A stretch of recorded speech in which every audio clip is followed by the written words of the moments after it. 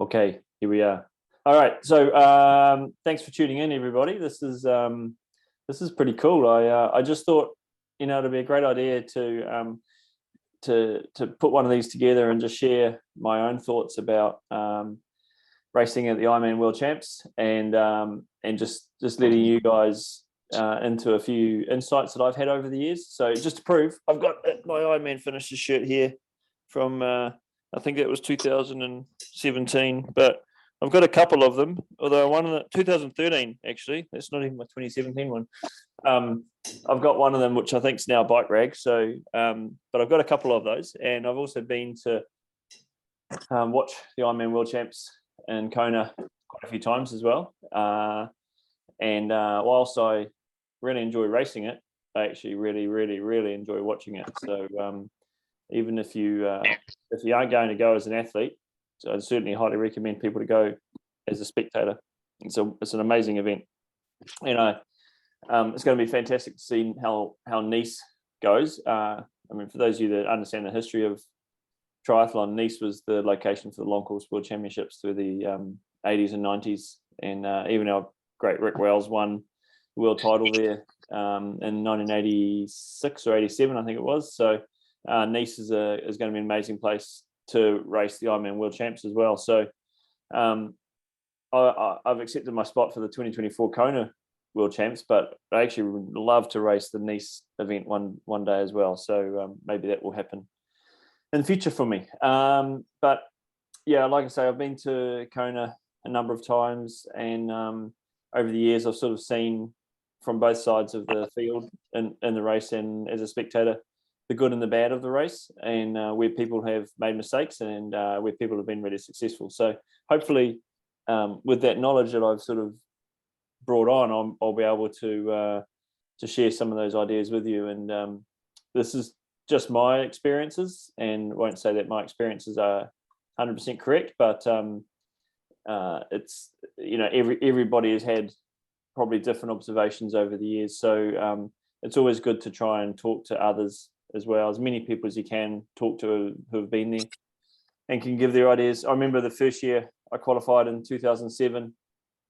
I think it was even before the internet existed, and I was given a sheet of paper by a friend of mine who'd raced the year before, and I think maybe in 2005, 2006, and it was basically the Bible of how to race Ironman Hawaii, and the depth and information that he went into was fantastic, and I took a lot of information from that, and I still think the things that he spoke about then are still relevant today. So it's amazing that when I look back at 2007, how long ago that was, and we're still doing the same things out on the course, and we're still taking the same precautions, and experiencing the same things. So it's a storied race. It's been around for a long time, and I learnt a lot of my lessons about it by watching old YouTube videos of Ironman Hawaii World Champs over and over and over again. I've watched probably every year that was produced, and I think I can play out in my mind exactly how each race went about. And over those years of watching those videos, you sort of see how the sport's evolved, and the equipment that athletes have access to these days, and how different it was to the likes of the athletes back in the 90s. So without blabbering on too much to you guys, I'm going to bring up my screen. That'll take you through this wee presentation and notes that I've put together, and hopefully everybody can see this okay. As I said earlier, I haven't raced in the Nice event before, so a lot of what I'm taking into this discussion is based on experiences in Kona, but I have a feeling that Nice will be very similar in terms of climate, probably not quite as hot, probably not quite as windy. The course is very different, but the principles will still apply, that you need to go into these events well prepared, and expecting to have a real challenge on your hands. I don't know if the Nice course has been actually confirmed. The exact course layout has been confirmed yet. I think there's for some reason there was some delay on that, and so maybe they're altering it a little bit from the Nice Ironman that's in June. But it'll be interesting to see what they come up with. But I can assure you that it's going to be hilly, technical, and the swim will be pretty similar to Kona in that it's straight out from off the Côte d'Azur, and it could be quite an amazing race. So let's press on from here. So the most important and the first thing we talk about before we get into any other discussion and preparing for the World Championships is the importance of preparing for your travel. I've gone into this race a few times where we've left things a little bit late, and all it's done is it's ended up costing a lot more than we expected. It's one of those things that you need to do. You got to do it early, and once it's done, it's done. You don't have to worry about it for the rest of the preparation through to the event. So really stress, don't leave it too long. If you're already looking into it, great. You're already on. You're on the front foot. If you haven't quite looked into it yet, then I really stress that this week you actually start investigating that a lot more. It's just one of those horrible things to have to waste. Feels like you're wasting hours and hours trawling through the internet trying to find somewhere. But we'll talk a little bit about how the accommodation should work for you. The best in terms of Kona, the best places to be, the best way to prepare for that. So it's one really important thing is to make sure your passport and driver's license are up to date. I've already been there. Actually, last year my driver's license had expired, and I didn't know that until we went to the rental car company, and immediately I was declined for renting a car, so I had to use my wife's driver's license, and she had to be the authorized driver for the whole trip, which wasn't in the plan, and it just added to another thing that just added to the stress of the trip. And fortunately, we went racing, but it would be one of those really frustrating things where you just wish that you dealt with it sooner. The other important thing being the passport. I know of an athlete whose passport had expired and it didn't turn up in time, and he wasn't able to attend the race. So that'd be a horrible way to be kicked out of the event.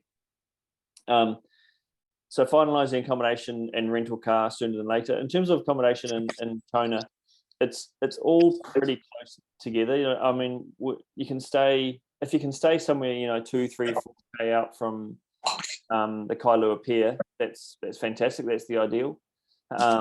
Because that's pretty much easy riding distance, and there are Ubers, there's shuttle buses on race morning. It's pretty easy to get into the event.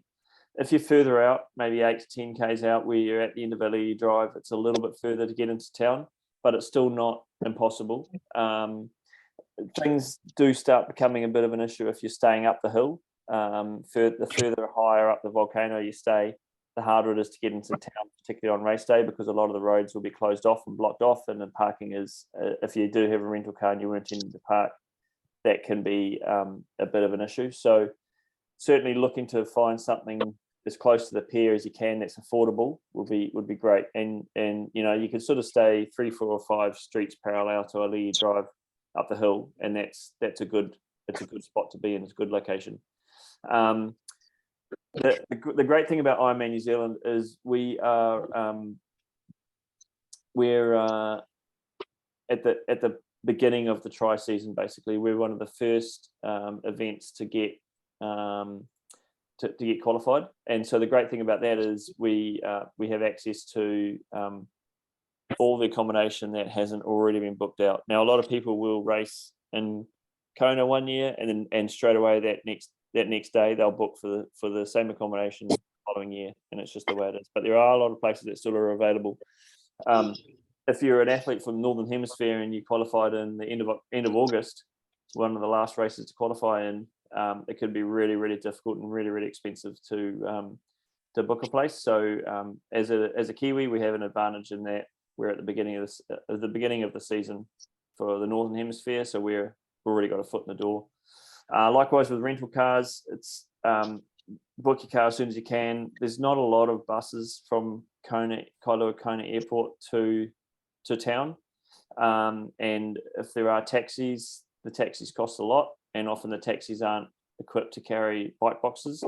And I've heard horror stories of Ubers charging double the price to get from the airport to town, even three or four times the cost, just because they know that it's under such high demand. So I would highly recommend getting a rental car and just being in charge of your own movements that way. And if you can pay for it all in advance, it's the best thing. I don't know the state of the US dollar at the moment, but one of the worst things I've always get frustrated with is when I travel to an event like this, you get there and you've got to put over several hundred US dollars or straight away before your holidays even started or before the trips even started. So having that paid in advance, it's out of your mind. It's not an issue, but just get a guarantee of the final amount that you're paying and that it is actually the final amount and get a reassurance from the rental car company or the accommodation that there's no additional charges. Because that can be a bit of a fly in the ointment if you've planned for this, budgeted for it, and suddenly there's a few more bills added to your spend. That could make it quite frustrating. Again, when we heard that the race has been affected quite significantly last year, a lot of the accommodation put their prices up straight away. So we were lucky that we had a guaranteed accommodation and a guaranteed price long before the race was announced, because of obviously from COVID it was put off for a couple of years. But I did hear of some terrible stories where people were kind of taken advantage of the fact they needed to have somewhere to stay. The accommodation just bumped the price up quite a bit. And in terms of arriving in Kona, try to get there at least 7 to 10 days prior. If you can be there for longer, that's great, but obviously that gets more and more expensive. But 7 days gives you plenty of time to get used to the town, find your way around. It just gives you a chance to settle in. It's not so manic before the race. Normally Tuesday, Wednesday before the race itself, it gets pretty crazy in town. It's pretty hectic and busy. You want to get there a little bit beforehand so you can settle in and just enjoy it, relax a little bit more. Any more than that, 10, maybe 2 weeks or 3 weeks, it's almost too long. If you haven't been to Kona before, there's not a lot that happens there outside of the Ironman. It's a pretty quiet, sleepy little town, and options for cycling aren't great. You've basically got the Queen K Highway, which is where the race goes, or direction out towards Captain Cook. And in terms of running, there's not a lot of options there. So I would. I might just try and mute whoever's talking there. Hang on. There we Do you go. want me to take them? No, but I'm home in the morning. Okay, that would be good. But I'll come and maybe. Hopefully we're not getting too many people listening to that conversation. So if you get there with 2 or 3 weeks prior, it does make it a little bit too much in terms of travel. It's a bit boring. You'll probably get sick of the place, and it's if you're able to go somewhere, if you want to go somewhere tropical before going to Kona, then try and go to one of the islands, Maui or Kauai, or even somewhere in Australia, just to prepare yourself for the heat a little bit more. But 7 to 10 days prior is sufficient. And if you get an opportunity, try sharing accommodation with another athlete. Just make sure it's someone that you're familiar with and you gel with them, because again, high stress situations. You want to make sure that everything is cool and you're feeling good about it. So if you are going to share, make sure it's with someone that you're come on, girl. To be sharing with. See ya. Right. See ya. This is a presentation on Kona. I might just mute. There we go. That's it. Okay. Please come, girls. Hang on, I'll try if I can mute the. Please come. There we go. Now we're onto it. Okay. So that's basically the travel and accommodation. We talk about that first because that really is a very important thing to discuss. So now we go into training for the big day, and again, like we said, with Kona and Nice being possibly quite different in terms of course, the training should still be pretty similar. So the thing with the Ironman World Champs is it's the pinnacle, it's the best. You're lining up to be the best, and you want to be as fit as you can, as fit as you can without being injured or without being sick. And that's a fine line that you're balancing there. But basically, to do this race well, you've got to be fit. You've got to train. On top of that, though, you need to still maintain a normal lifestyle, so around work and family commitments and stuff. But the training does really step up if you're wanting to perform at your best on this event. It's important to, so obviously if you've done Ironman New Zealand and a couple of weeks ago, you're probably feeling quite buzzed and looking forward to sort of kicking off the training for Kona or Nice. But it's just really important to make sure that you're well rested and that you have actually rinsed off the fatigue from that race. Physiological or physical fatigue and psychological fatigue can be quite different. In the brain, you might feel pretty good, ready to go, but the body's still saying, hang on, we've still got a couple of aches and pains we're dealing with here. Just really listen to the signs and symptoms, listen to your body, and just make sure that when you do know it's time to kick off and pull that trigger for the training, that it's on. And once you've pulled that trigger, we don't want you to be looking back. We don't want you to get to 3 or 4 weeks on the track and having to take a little bit of a break because things have caught up on you. So like I say earlier, it's all about the training going into this event. So rest is really important. And in terms of a time frame, I've always looked at June, July as a time to really step up and get stuck into the training. Obviously, you can train leading into those dates, but the majority of it through the early weeks prior to June, July is more about just ticking over, building the fitness back up again, developing that endurance, and just getting ready for those sort of 12 weeks that really matter.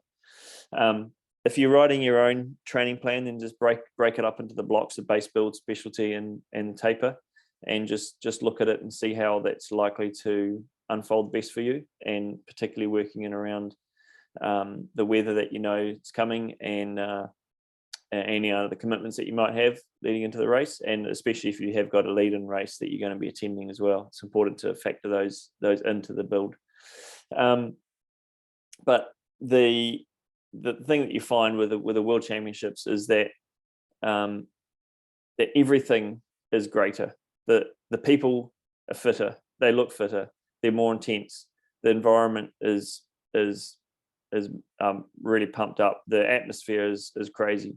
Everything is a level above what you've experienced at a really nice friendly race like Ironman New Zealand. It can be quite intimidating and it can be quite nerve-wracking. But if you know that and if you're expecting it, it's not a shock, and you can just sort of look at it and go, well, this is the World Championships, I expect it to be like this. But people that have turned up to that race thinking that it's just another Ironman have often left a bit disappointed because they've been beaten by the emotions of the race.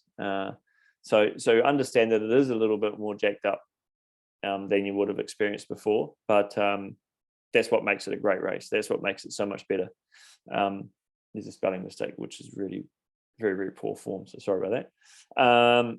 So the things that you need to do, you need to work on your open water swim skills. The swim in Kona and the swim in Nice are pure open water swims. Even though Taupo is an open water, it swims parallel to the beach, which is actually changes the dynamics of the swim quite a bit.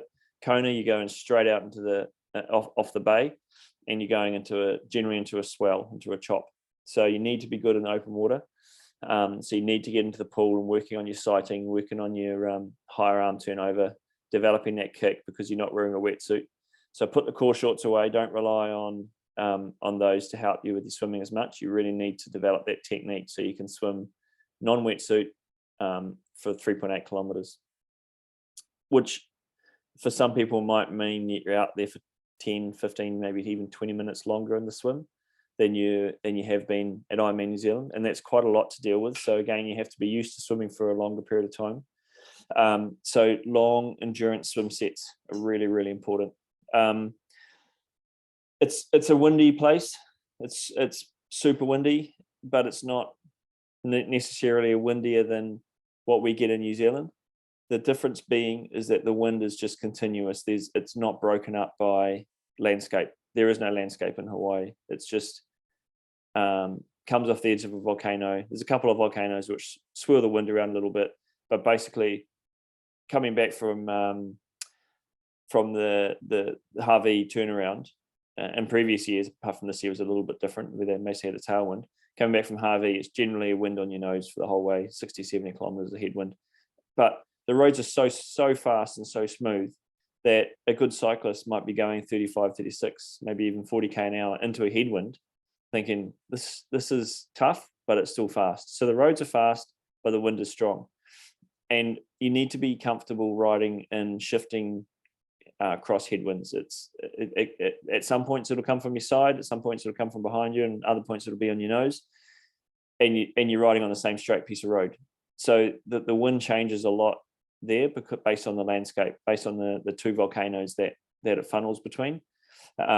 So again, course knowledge is really important. Getting out to experience the course in the week before the race, riding key sections of it are really important, and just knowing where the wind's coming from and how to deal with it. And the important thing with riding in the wind is you just lean on the wind. You just lean on it, let the wind move you, don't fight it, and you just let the bike shift around a little bit. And it's not actually, if you're comfortable in it, you're used to it, if you're enjoying it, it's fantastic, it's awesome. But if you're scared of it, and if you're not really comfortable riding in the wind, it can be quite intimidating and quite nerve-wracking. So spend some time riding in the wind. It's really important, particularly in Hawaii, and I think Nice will be the same. The run is pretty flat at the start, and it's quite easy to get off into a fast pace. And particularly in those races where the conditions will be a lot more oppressive, running too fast at the start of the run can really cost you later. And this year we stood about 1.5, maybe 2 kilometers into the run, and the speed people were running at was just ridiculous, and we were in the same place as they came back. And you would remember seeing someone because they had a distinctive clothing or something on. You see them coming back and they're absolutely creeping, and that's only 10-15k into the run, and you're thinking, oh well, you've got a long day to go. So practicing your transition runs where you're actually controlling your pace and you're focusing on running a little bit slower than you feel you need to is probably going to help you a lot in Nice or Kona. Picking up with your right hand from the aid stations is really, really important. So we're riding on the left hand side of the road, we can pick up with our left hand. Things are very, very different when you're riding on the right hand side of the road. Obviously cars are coming at from other directions, but aid stations is on the other side of the road, and you've got to be comfortable with taking with your right hand. That's a bit of a shock, and you do hear stories of people coming from Southern Hemisphere, Australia and New Zealand races, sticking their left hand out, reaching across their body to get their bottle, and obviously getting pulled off their bike because it throws them off balance. So practicing with your right hand is a really, really important thing. And these last 2 points, I don't want it to be a sales pitch, but there are some important things to consider going into a race like this. You want to have, if you are going to utilize a coach, to make sure they've got experience with coaching people in these sort of events, and getting them to help you create a tailored training plan, and they'll be able to help you with the lead into the event as well, around keeping you focused on the job and making sure that your final preparation has gone smoothly. And so here at Foot Traffic, we have all our coaches have had experience coaching and racing at Kona. So we've all been there, done that, and we've all helped people sort of achieve great deal of success over there. So if you're looking at a coach, highly recommend getting someone on board to help you there. And then otherwise, if you're going to utilize a coach, then use a training plan that is well developed and structured and specific to the course and the event that you're doing.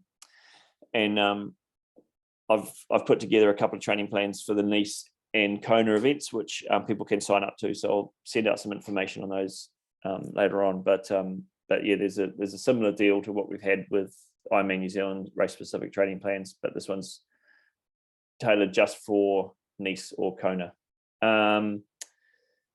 Okay, so moving on from there, so strength training in particular for Kona is really, really important. As I said before, the race is a lot tougher than Ironman New Zealand, and so everything's emphasised. The wind will affect you more. The open water swim requires you to be a lot stronger through the upper body, and the hills on the run are pretty tough. It's actually a pretty tough run course in Hawaii, and it's kind of interesting that when you look at the run course, they just seem like reasonably straightforward undulations, but on race day, once you're 6, 7, 8 hours deep into the race, they feel like mountains, and it's quite a tough race, and particularly going up Palani Road up to the Queen K Highway, it's quite a long drag, and you see a lot of people sort of really struggling by the time they get to the top, and that's only 20k into the run, so they've still got a long way to go. So being physically strong enough and having the leg strength to get up those hills without costing you greatly is really, really important. The more tired you get, the more important your form becomes paramount, or maintains being spot on. And so form comes from developing that strength. And the other thing is well, obviously with the training having ramped up leading into this race, the strength is really important to help you deal with injuries through those bigger training blocks. So employing some sort of strength training is really important for Kona, and will be for Nice as well, I'm sure. Race simulations are really important as well. So as it is with any Ironman, really, we try to simulate times in the race, or times in training that will be similar to races, but bring other people in who are training for the same event, and it's a little bit more fun.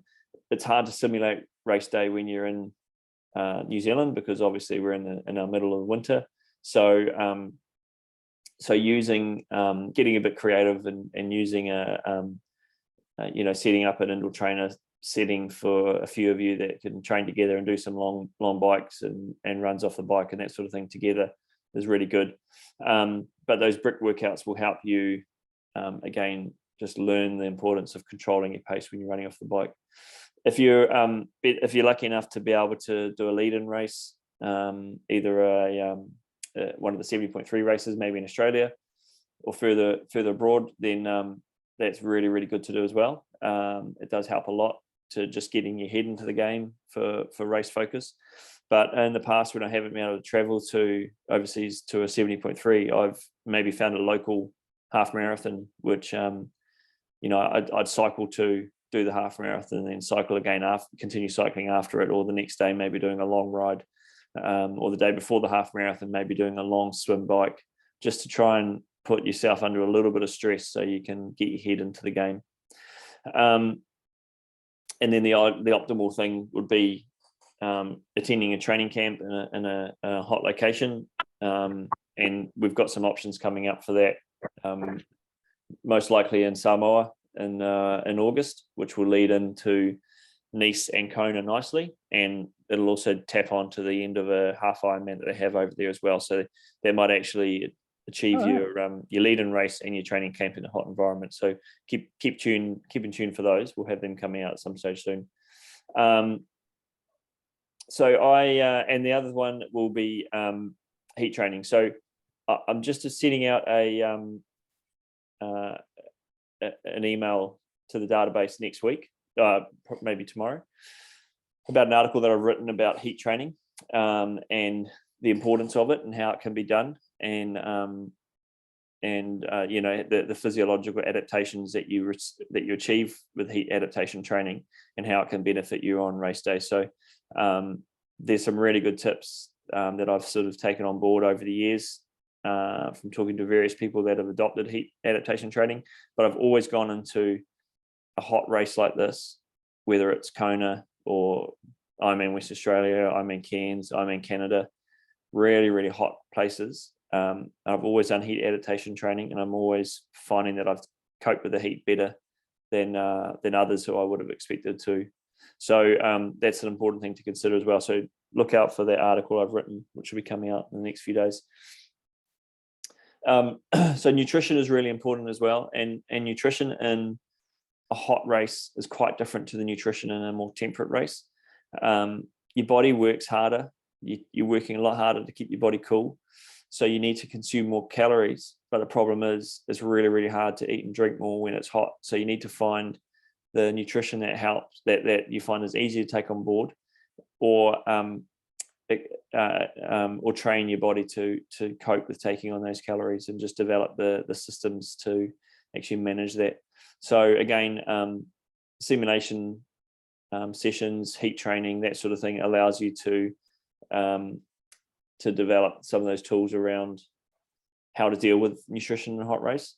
But it's particularly important because in any Ironman, most people will struggle because they haven't got their nutrition dialed properly. And the number of people you see towards the end of or even at the beginning of an Ironman run with GI stomach problems, it's one of those things that may not necessarily have to have happened if they'd had the opportunity to sort of dial the nutrition a lot better. If you get the opportunity to try the on-course nutrition as well, so it's a little bit different in the States. The Gatorade tastes a little bit different over there. So if you can get some prior to the race when you are in that location, do so. And I'm not sure what will be on course at Nice, but the times I've raced in Europe, the fuel has been quite different to what I've been used to. It's quite weird. Brands I've never heard of before, but generally it goes down fine. It's nothing too different, but it might be something that you just need to get yourself used to. And the other thing with when you're racing in a hotter environment, the chances of cramping tend to be a lot higher as well for various reasons.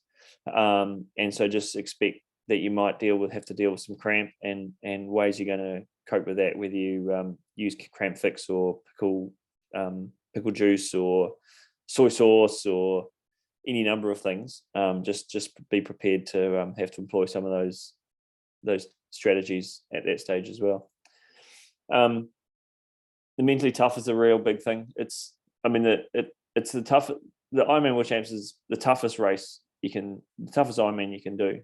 I've always finished it and felt like I've been in a real battle, just a battle with myself, really. But it's so easy just to switch off and just to drop down your intensity and just sort of finish the event. But if you're feeling strong, and if you're really competitive, and if you're strong-willed, it doesn't take much to actually keep on top of yourself and keep in the game.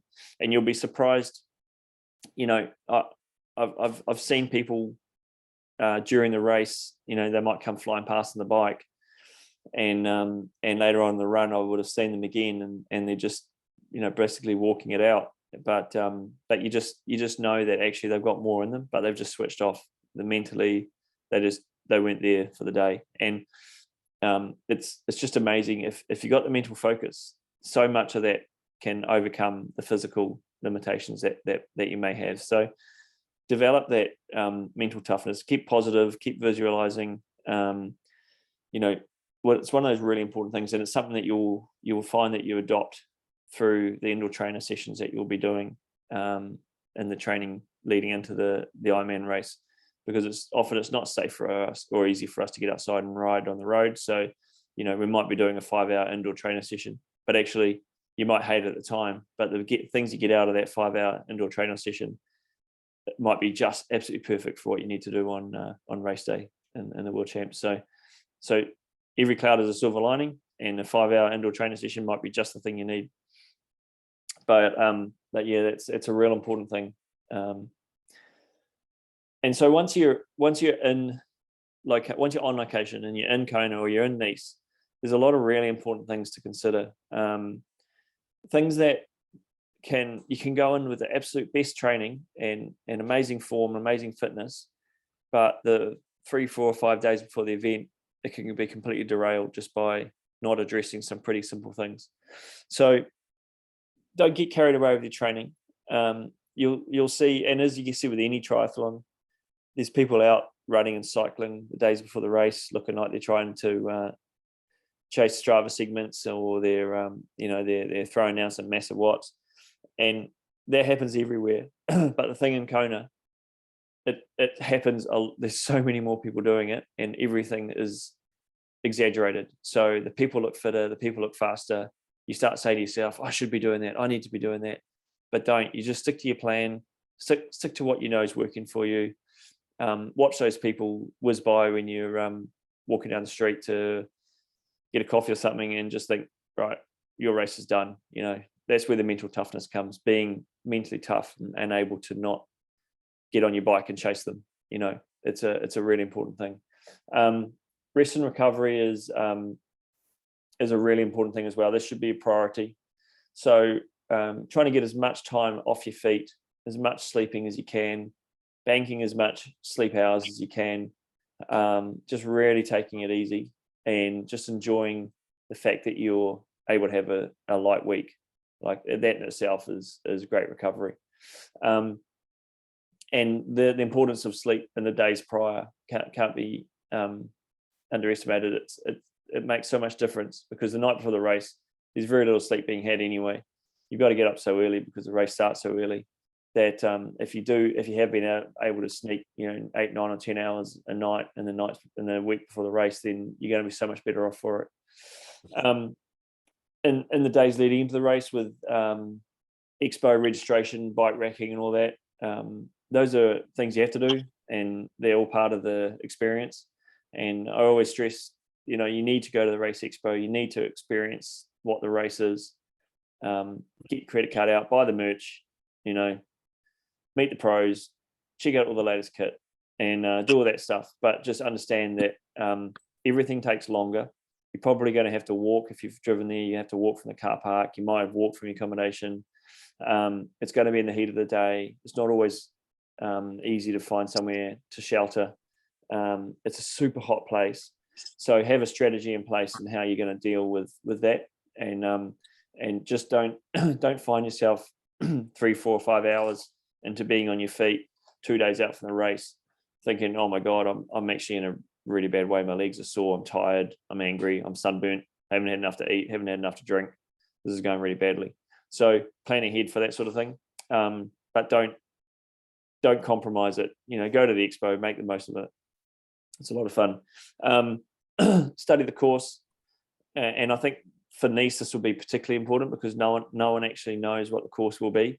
So for those of you that are doing that race, then if you can get out in a car and drive over the course, I think it's going to be really, really important, studying the descents. There's not a lot of descending in Kona, although there are 2 or 3 places where the cornering is quite tight and it's quite dangerous. But if you know it's coming up, you can prepare for it. But I think in Nice, the descent's going to be a lot more significant. So just making sure that you know that course well. And if you can drive over the full course in Kona and you can drive up to Hawi, it'll give you a good chance to experience the 30 Ks of climbing that you'll be doing from Kauai to the turnaround. And 30 Ks is a long way. And coming back down, 30 Ks of downhill is a long way. And it's generally either in a crosswind or a headwind. So it's really important to sort of see that and know what's coming. And then likewise, if you've got there early enough, if you've got there 10 days beforehand, you can actually ride parts of those course just to experience it in the real situation rather just from a car. And then if you're there and you're hello. If you're able to get out to the energy lab, then I highly recommend running the energy lab as well. It's a key part of the course. It's the toughest part. You're furthest away from town. It's 10 Ks from the finish. It's just that section of the course which it just drags on and on and on. But if you've been able to run over it, you sort of know it's coming. If you don't experience it before the race, then you can be sort of wondering where the hell this turnaround is. But at least if you've known it, if you've done it before, you know it's there, you know it's coming.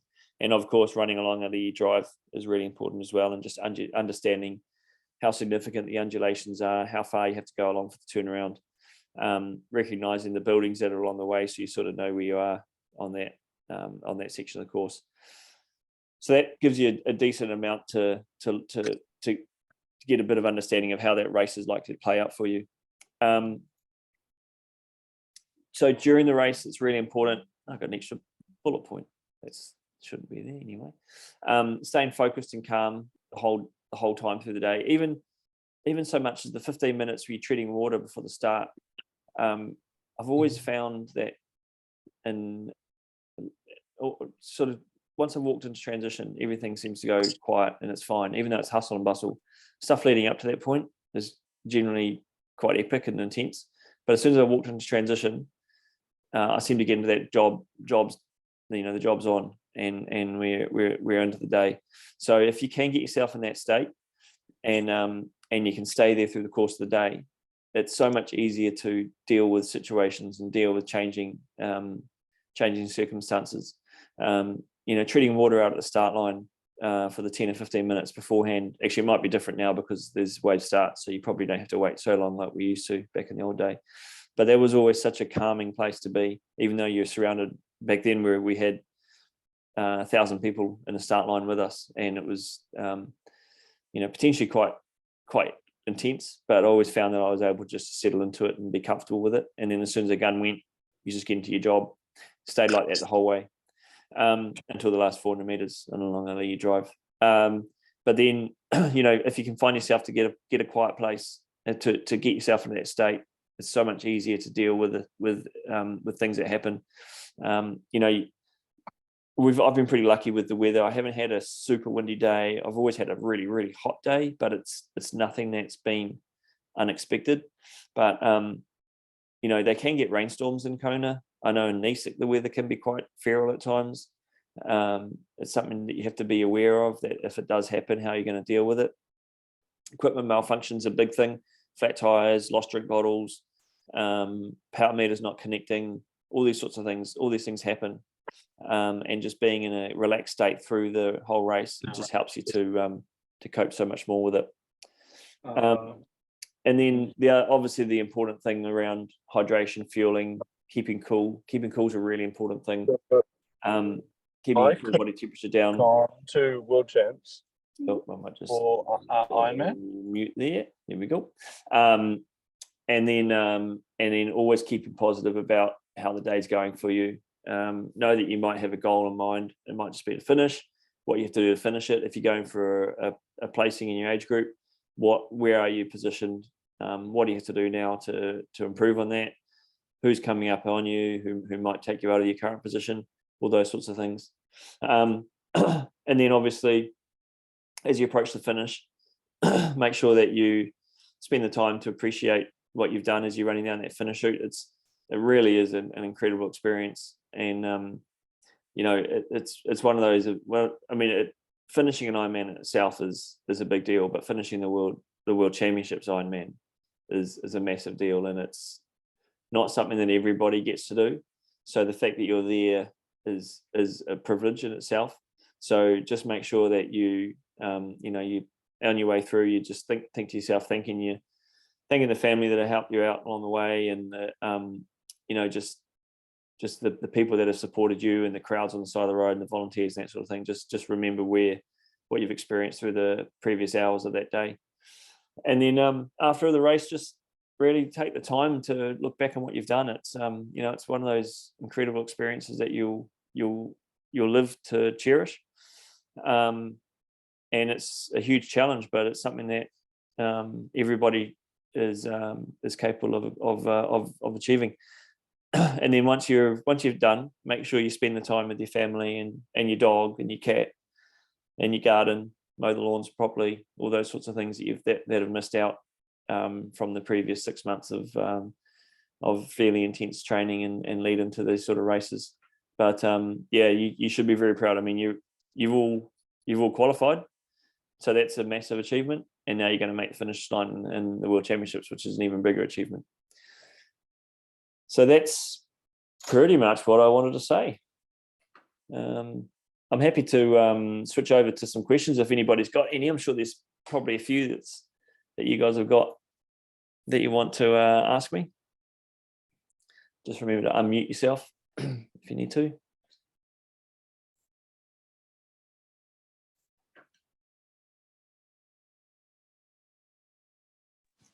No questions? Hey Rob, it's Brittany Litton here. Hello, Brittany. Hello. I just wonder, so you do your hot Zwift session or whatever, do you then run in like Rocky style rubbish bags and hoodies? Well, my article that's coming out soon will reveal that I'm actually getting a PPE suit to use for my sweaty indoor trainer sessions, so I can work on getting my core body temperature up. So yeah, that kind of is rocky, but Hey, what's PPE? the protective overalls, Oh, like a that an BC engineer wears. yeah, like a BC Boys video. Oh, primo. I can get my hands on some of them. Yeah. So, and that's actually a really good way to try and get your core body temperature up without running heaters and dryers and those sorts of things, and costing you heaps of electricity. So Just costing you lots in chafe cream. yeah, well, I'll probably wear shorts, so it shouldn't be too bad. Oh, it's handy to. But the other thing is, yeah, that's a good question though, because you do have to be comfortable. You have to be comfortable being uncomfortable. So running in long sleeve, long tights, gloves, even a beanie. It's actually really important to get used to doing that. So yes, I would suggest employing those tactics. And I mean, it's pretty warm still, but even if it's there's a general rule in cycling: if it's 18 degrees outside, you wear knee warmers, and if it's 12 degrees, you wear leg warmers, and that's a pro cycling thing. So I think the similar principles should apply. If it's a cold morning, then you should definitely be wrapped up, and then maybe keeping the warm clothes on for as long as you can through the duration of that ride, even if it does start heating up. But you just got to make sure that you're fueling and hydrating sufficiently through that as well. Is there a way to, because you know how it's, you might not have the same, but when I was there last, it was April, so it was pretty hot, but it was quite hard to breathe. And I'm wondering if there's a way to replicate that. Yeah, that's because that's the humidity really. So yeah, if you're lucky enough to be in Auckland, you can actually utilize the environment chamber at AUT, which sets the heat and humidity, and you can basically get it exactly as you'd have in Kona, and that's a really, really good tool to use, and it is hard to breathe. It's thick, gross air. Like it's just a really, really different experience. So yeah, it's one of those things you're getting used to. So if you were on the indoor trainer, turning the fan off, just getting your core temperature up, maybe shutting the windows, and then just letting the room increase in temperature is probably the best way to get close to that. And fester in it. Yeah, you can't really create humidity when there's not humidity. Okay. Hashtag science. Yeah. Thank you. That's all I Right. had. Anybody else got any questions there? How far? Yes. Sorry. No, after you. Sorry, it's Linda here. I was Linda. just following on the heat issue. At what point is there a negative effect of that on the quality of your training? From what you're saying, it sounds like it's probably the most important thing. Yeah, that's a really good question, because there actually is a diminishing return. There is a point where you can do too much of it. And so the principles that I sort of gone by is using a 2 to 4 week block positioned through a build up, maybe once or twice prior to going away to a hot race. So the times I've done it in the past, it's always been once, and it's been about in the last month before going away for 2 weeks. Any more than that, I found the science is actually, the research that's shown it's been and has had negative effects, and perhaps it's actually you're doing not necessarily doing more harm to yourself, but you're actually taking away the benefit of just a normal training session anyway.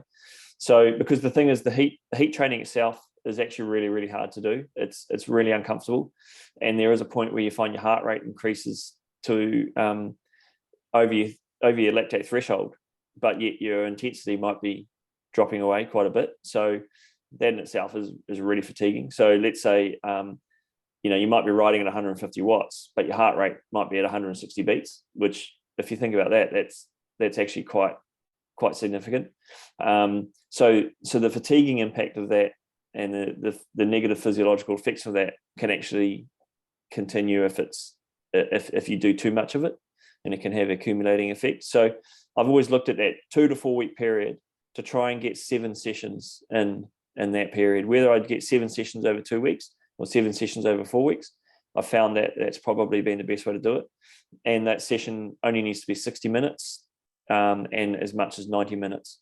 And you're just building yourself up, building the temperature and the it's hard if you haven't got a body temperature monitor, but I've actually got one of these little core devices here that the Norwegians use, and this attaches to your heart rate strap, and you can actually determine what your core body temperature is. So this is really easy to know that I'm in the right zone when I'm doing that sort of heat workout. But without it, you just feel it, and you sort of know, yeah, it's getting hotter, it's getting hotter. I'm seeing the effect. My heart rate's gone up, my power's coming down. I've been going for 45 minutes. I'm feeling pretty rubbish. I think that's about it for me. And then the next day you go back, or the next time you do one, which might be 3 or 4 days down the track, you do the same thing again, and suddenly you think, oh, I can go for 60 minutes or 75 minutes or 90 minutes. And that's when you start seeing that you can last for longer, and your heart rate hasn't gone up anymore, and your power hasn't dropped away anymore. That's when you know that you've started adapting, and that's the great thing. Then the problems can arise if you're trying to achieve maybe 10, 12, 13, 14 of those sessions. That's when it probably starts becoming detrimental. And the thing is, it's only a 1 hour session, but it's really the only session that you do of that day, because it is actually quite physically demanding. You might do a morning's easy swim, but the afternoon or the evening you do your heat training session, and that's all you do for that day. So if you try and squeeze intervals in the morning and then do your heat session in the afternoon, that's probably too much physiological strain as well. So that's where it's quite important to plan ahead for that sort of thing and know when it's coming. Does that kind of make sense? Yes, thank you. Cool. One thing we'll be doing with the race specific plans that I'm writing is I intend to incorporate some elements of heat training into that as well. So parts of the training plan will have a specific heat session in there, and so for those people that are doing those training plans, we'll see those sessions pop up. But we'll discuss that more as we go, because we do a 4 weekly Zoom call on those ones, just so we can make sure everybody's up to speed with how it works. Tanya, do you have a question there? I did, but it was very similar to the previous one, and you've answered it with all of that detail you've just provided. Cool. Yeah, it's a funny thing. I mean, you go from New Zealand to Hawaii, and you expect it to be, a lot tougher and a lot harder than it is. But New Zealand athletes in Hawaii have still done very, very well, and they've done very well because they've been prepared well.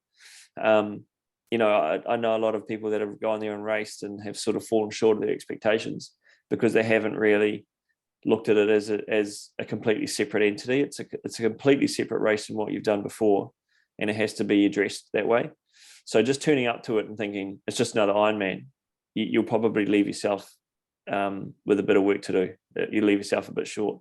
But if you turn up to it and think this is just not any Ironman, this is one I actually have to, change my focus a little bit and change up the training and get a little bit more creative. They're the athletes that come away from it and can look back at it and go, yeah, I've actually done a lot better than I expected here.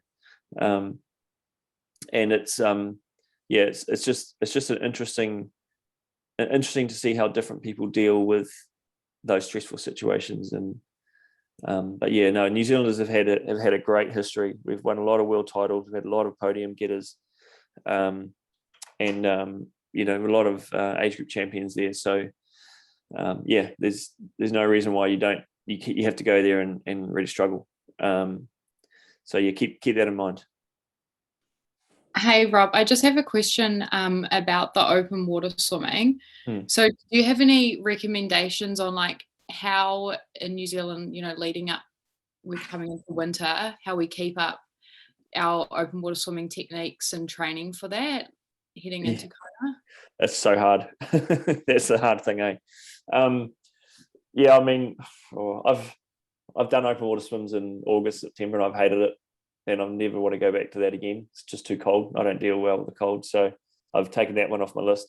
but I've gone into the pool and used like weighted pool buoys to try and draw your feet down a bit lower, so you're having to really get your body position up high, and that simulates a little bit of what you're doing in the open water swims as well. You tend to not focus so much on body position because there's a little bit more chop knocking you around.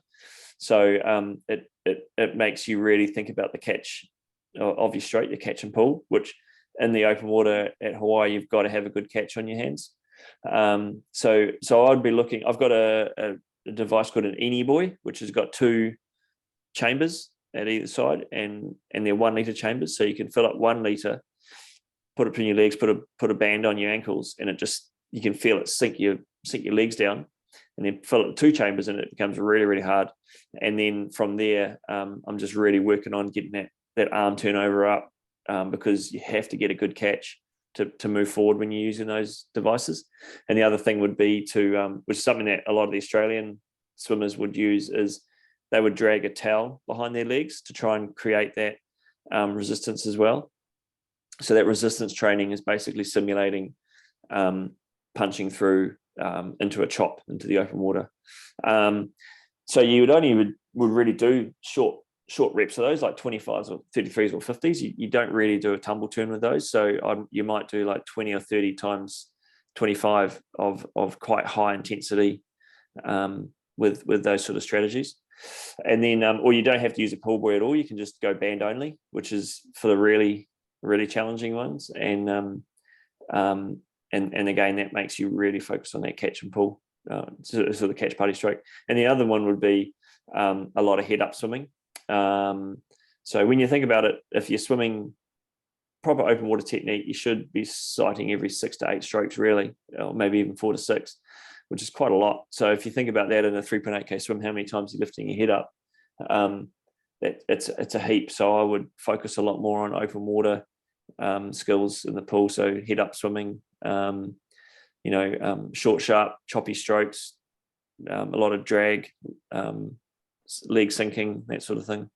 And then maybe getting some other people in the pool with you at the same time and doing some sprints, 3 or 4 of you in the lane together, and just working on getting on the feet, staying on the feet, fighting for the feet, and having a bit of fun with it. Cool, thanks. That's all right. Anybody else there? Yeah, Kristen Stokes. I was wondering about full gas and riding the course on the sort of trainer. Would you recommend doing that? Yeah. Do you think that helps to get to know the course? Yeah, I think you do. I think you should do that. I probably would struggle to do it more than once, just because it's the course in Kona is pretty boring. It's just a lot of long straight road. The first 20K you go through a couple of left and rights, and it's quite cool. But then once you get up onto the highway, it's just a long straight stretch.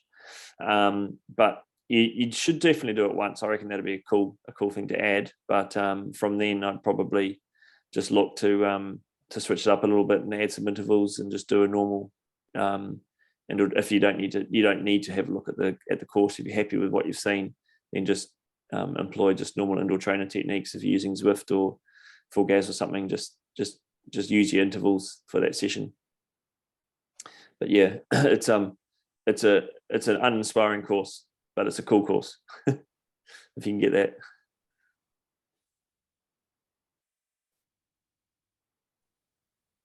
Anything else there? John, you're doing Nice. Do you know if the course has been confirmed for you guys yet?